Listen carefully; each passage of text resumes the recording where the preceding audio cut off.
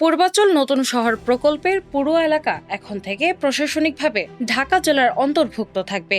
এ বিষয়ে সরকারের চূড়ান্ত অনুমোদন দেওয়া হয়েছে প্রশাসনিক পুনর্বিন্যাস সংক্রান্ত জাতীয় বাস্তবায়ন কমিটির নিকার সভায়। বুধবার 1 জুলাই সচিবালয়ের প্রধানমন্ত্রীর সভাপতিত্বে অনুষ্ঠিত নিকারের 121তম সভায় এ সিদ্ধান্ত গৃহীত হয়। সভায় প্রশাসনিক পুনর্বিন্যাস সংক্রান্ত একাধিক গুরুত্বপূর্ণ বিষয় নিয়ে আলোচনা শেষে পূর্বাচল প্রকল্পকে ঢাকা জেলার আওতায় আনার প্রস্তাব অনুমোদন দেওয়া হয়। প্রধানমন্ত্রীর উপপ্রেস সচিব মোস্তফা জুলফিকার হাসান শিপলো জানান, সভায় নতুন 3টি উপজেলা গঠন সহ মোট 6টি প্রস্তাব উপস্থাপন করা হয়েছিল। এর মধ্যে 5টি প্রস্তাবে অনুমোদন দেওয়া হয়েছে। মন্ত্রিপরিষদ বিভাগ সূত্রে জানা গেছে, পূর্বাচল নতুন শহর প্রকল্পের একটি অংশ নারায়ণগঞ্জ জেলার রূপগঞ্জ উপজেলায় এবং অন্য অংশ গাজীপুর জেলার কালীগঞ্জ উপজেলায় অবস্থিত।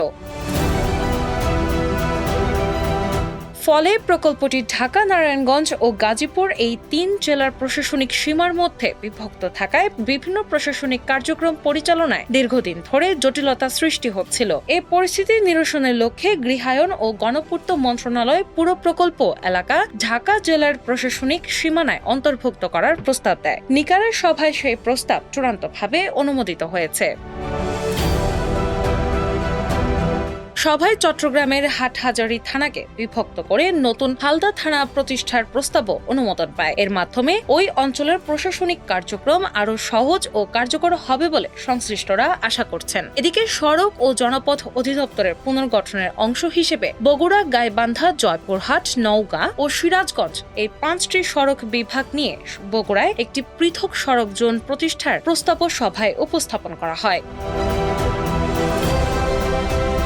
তবে বিষয়টি নিকারের এখতিয়ারভুক্ত নয় বলে উল্লেখ করে ওই প্রস্তাবটি সভা থেকে প্রত্যাহার করা হয়েছে। সড়ক পরিবহন ও মহাসড়ক বিভাগ জানিয়েছে, স্বতন্ত্র সড়ক জোন গঠনের বিষয়টি সংশ্লিষ্ট মন্ত্রণালয়ের প্রশাসনিক সিদ্ধান্তের আওতায় পড়ে। ফলে এই বিষয়ে প্রয়োজনীয় সিদ্ধান্ত বিভাগটি নিজস্ব প্রশাসনিক প্রক্রিয়া অনুসরণ করে পরবর্তীতে গ্রহণ করবে। ডেস্ক রিপোর্ট, বাংলাবাজার পত্রিকা।